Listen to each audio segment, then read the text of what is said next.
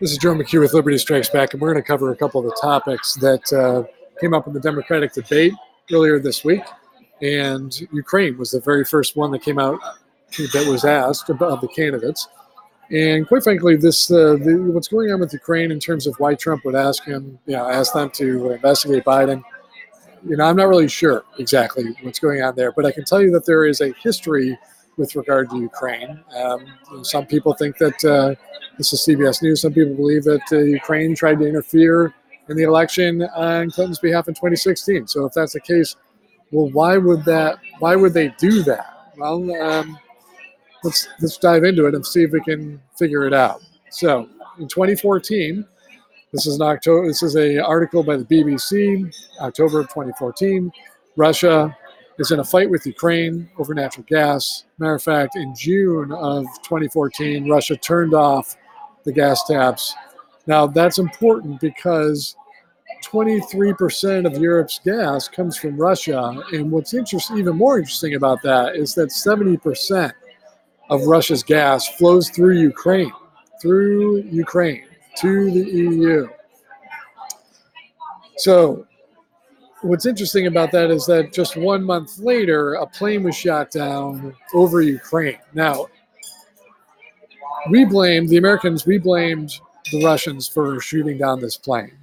And so if the Russians are dependent, if 70% of Russian gas flows through Ukraine to the EU, give me one good reason why Russia would want to do that.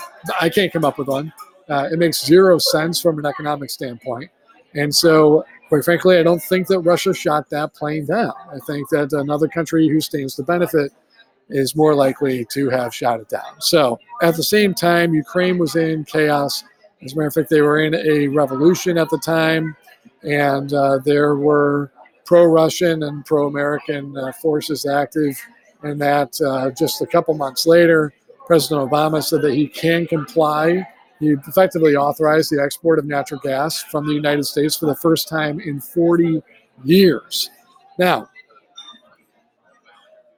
some people say, okay, well, this is a conspiracy, but it was reported in CNN that Obama admitted he had brokered a deal to transition power in Ukraine. Effectively, regime change for Ukraine so that it's a pro-American government in Ukraine. Now, why would we do that? Well, because we can get Europe off of Russia's oil and create a market for the United States to export into Europe, which happens to be the largest gas market on the planet. As a result of Russia losing Ukraine, they annexed Crimea, which is where their Sevastopol military base, naval base, is located. Gives them access to the west through the sea. Gives them access to the west through the Black Sea. Here's Sevastopol. Here's the Black Sea. If they had lost Crimea, which is right here, then they would have lost pretty much all of their influence over Western Europe as well as Turkey. So that's why they had to annex Crimea. Now, we didn't start exporting until 2016. You can see that here on the chart of gas exports. And you see that it picked up in 2016, started there in 2016, 2017. 2018, it picked up even more. In 2019, it really took off. And this is the chart that shows where it went. You can see that it showed up in Western Europe and that it really picked up. So it's U.S. exports of LNG. You see that we opened up a new market and it really picked up in 2019. Now, why did it pick up in 2019? Well, this is what's going on with Syria and Turkey.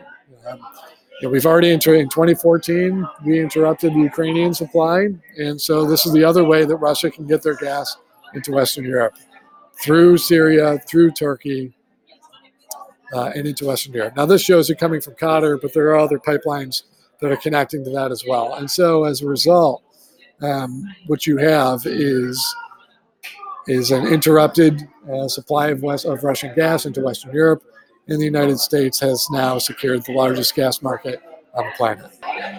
This is Joe McHugh with Liberty Strikes Back, and that is Ukraine Explained. I would expect that the political election meddling type of issues are somehow related to the natural gas in Western Europe. Again, Joe McKee with Liberty Strikes Back. Remember to like and subscribe.